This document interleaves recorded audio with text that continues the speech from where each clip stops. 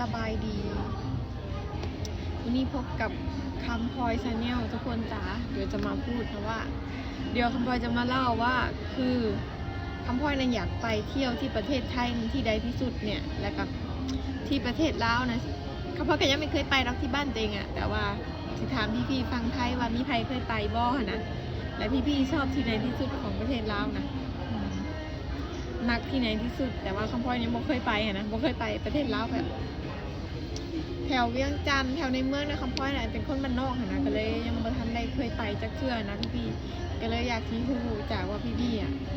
เคยไปหรือยังชอบที่ไหนที่สุดแต่ตั้งแต่คำพลอยมากรุงเทพบ่คำพลอยน่ะเคยไปภูเก็ตเธอนึงกับอันนั้นกับไปกับเจ้านายนะทุกคนแล้วก็ไปบางแสนไปแล้วบางแสนภูเก็ตบางแสนแล้วก็พัทยาก็เคยไปเธอนึงแต่ว่าไปกับบ่ได้ลินเนี่ยนะทุกคนแบบไปแบบคล้ายๆกับไปแบบไปเลี้ยงนกนะเห็นงานเลี้ยงนกแล้วไปแล้วก็แวะลงไปทะเลหน่อยนึงแล้วก็ยังว่าท่านได้เห็นอีกอย่างนะเพราะไปแบบเขาไม่ต้องอยู่กับน้องตลอดนะทุกคนมันก็เลยบอกบ่ได้มีเวลานะพี่ๆแต่สิมาว่าอันที่อยากไปนะที่อยากไปที่สุดนะว่าไซแม่บอกคำพ่ออยากไปเที่ยวประเทศไทยเนี่ยอยากไปที่ไหนที่สุดแบบคันไลฟ์คำพ่อมีเงินหลายๆคำพ่อสิไปนะก็มีที่นึงแหละก็คือเชียงใหม่อยากลองไปลองเบิ้งอะไรทุกคนลองไปเชียงใหม่แล้วก็มีอีกที่นึงก็คือนาดเนี่ยนาดจังหวัดนาดอะไรใกล้กับเชียงใหม่แม่นบ่หรือว่าจังได๋ไกลกัน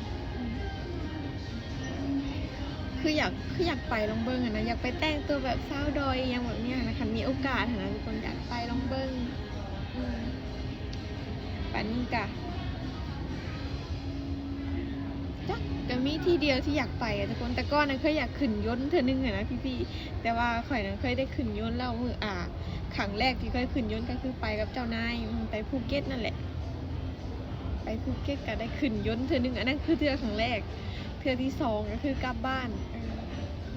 แล้วเหมือนข่อยกลับจากสนามบินดอนเมืองนะกลับเองอันนี้นะข่อยกลับเองเลยทุกคนแบบมือแรกข่อยก็ไม่ได้พูดจักได้ทุกคนได้แต่แบบว่าแค่แบบเขาไปฮอดแล้วเขาก็ถามเขาเจ้าไปว่าพี่ขึ้นตรงไหนเอาบินในเขาเบิ้งนะเอาตัวให้เขาเบิ้งนะไปต่อแถวตรงไหนขึ้นตรงไหนสินะเขาเจ้าก็บอกให้ถามได้เบิดเลยบางคนคนบ้านทุกข่อยเนี่ยเขาพูดได้ว่าเวลาไปฮอดแล้วว่าสิขึ้นบนใดยังบนใดนะแล้วเขาเจ้าก็ข่อยเราบอกว่าให้ไปฮอดแล้วให้เอาตัวนั้นถามเขาเจ้าเลยเขาเจ้าสิแนะนำเข้าไปทุกทางเลยให้ถามผู้อย่างกระทำเขาเจ้าได้เลยเพราะว่าเขาเจ้าใจดีแฮงค่ะเขาบริการดีทุกคนแม่บอกพี่ๆในสนามบินนะเพราะในสนามบินน่ะข่อยรู้สึกว่าที่ไหนกันสวัสดีจ้าที่ใดกันบริการดีแฮงสนามบินนะข่อยไปมาทุกที่อันนี้บ่แม่นว่าข่อยคิดอันนี้บ่แม่นว่าข่อยคิดไปคนเดียวมันบ่ทุกคนเพราะว่าข่อยเนี่ยเคยเจอมาบางเทื่อนะบางที่นะคะน้องไทม์ไลน์เขาก็เจ้าก็ให้นะแต่ว่าอันนี้ข่อยไปได้เทื่อน้องข่อยก็ถามเขาเจ้านะทุกคน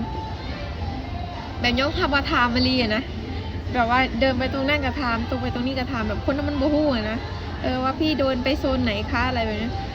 แต่เขาบ่ให้นะเขาแค่ขอดูตัวหน่อยนะครับอะไรแบบเนี้ยขอดูตัวหน่อยนะคะอะไรแบบนี้เขาก็ข่อยก็เลยรู้สึกว่าขึ้นไปนะรู้สึกว่าคนบ่เคยขึ้นครั้งแรกก็สิตกใจแบบข่อยก็อยากพาแม่ข่อยลงมาขึ้นจากเทื่อนึงอยู่แล้วเจ้าถ้ามีโอกาสเดี๋ยวจะพาแม่ลงมาขึ้นยนต์ลงเบิ่งถ้าเราขึ้นยนต์แล้วตกใจว่ะแต่ว่าข่อยขึ้นครั้งแรกข่อยตกใจข่อยรับตาเลยนะทุกคนดีใจแฮงแต่ละครั้งนึงก็ได้เคยขึ้นนี่แหละที่นี่ข่อยในไปขันข่อยมีเงินลายๆนะตอนนี้ข่อยยังบ่มีเงินทุกคนข่อยอยากไปเที่ยวข่อยก็ได้แต่คิดนั่นแหละข่อยเห็นเขาเจ้าไปเที่ยวข่อยก็อยากไป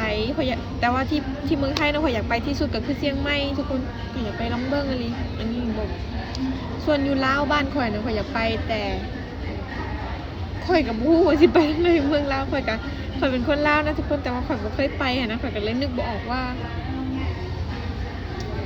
แต่ว่าข่อยอยากไปที่สุดข่อยเห็นที่เขาไปโฮนนั่นน่ะนะ ก็อยากไปเบิ้งแถวๆนั่นน่ะนะที่ลาวข่อยนะมันก็มีที่เที่ยวร้ายเมืองเพื่องอะนะอย่างแบบนี้มีที่งามๆอะนะแต่ข่อยก็เห็นแต่เขารีวิวนะทุกคนยังไม่เคยเห็นของจริงหรอกพี่ๆคนใดที่เคยไปแล้วอะม่วนบอสุคนสวยงามแบบที่เขารีวิวบอนะไอ้บอกที่เจ้าล็อกเม่นมาให้ข่อยเบิ้งในเด้อว่าภายในที่เคยไปอะนะแต่ว่าคำพลอยนะบอกได้ว่าบอกเคยไปอะดีประเทศไทยอยู่มา10 กว่าปีก็จริงกับบอกเคยไปแค่บอลเดียวที่ข่อยเล่าให้ฟัง2 บ่อนพัทยาภูเก็ตเลยกะบางแสนเคยไปแค่ตรงนั้นอันนั้นก็ไปแต่กับเจ้านายหันไปเที่ยวด้วยกับหมู่กับคู่แต่ก็ยังไม่เคยไปอีกนะทุกคนไปกับเจ้านายนั่นกะไปกินข้าวน้ำเพิ่นดูน้องแค่นั้นแต่ก็ลงลินซ่าใบหน้าเหมือนกับน้องแค่นั้นเลยก็อยากไปลองเบิ้งดิอยากมีหมู่ไปอยากไปกับผู้บ่าวอะไรแบบเนี้ยอยากมีฟิลแบบไปกับผู้บ่าวก็ชอบเลยมันคือมีโอกาสแล้วพวกข่อยไม่ได้มีแฟนคือคนอื่นเขานะชิเจ้าอะไรบ๊ายบายฝากติดตามสาวลาวคำพลอยในเด้อทุกคนคำพลอยชาแนลในเด้อฝากพี่ๆฝั่ง FC ฝั่งไทยติดตามมิลาในเด้อขอบคุณจ้า